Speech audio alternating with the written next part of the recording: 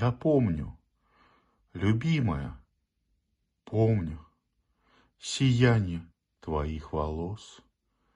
Нерадостно и нелегко мне покинуть тебя привелось. Я помню осенние ночи, березовый шорох теней.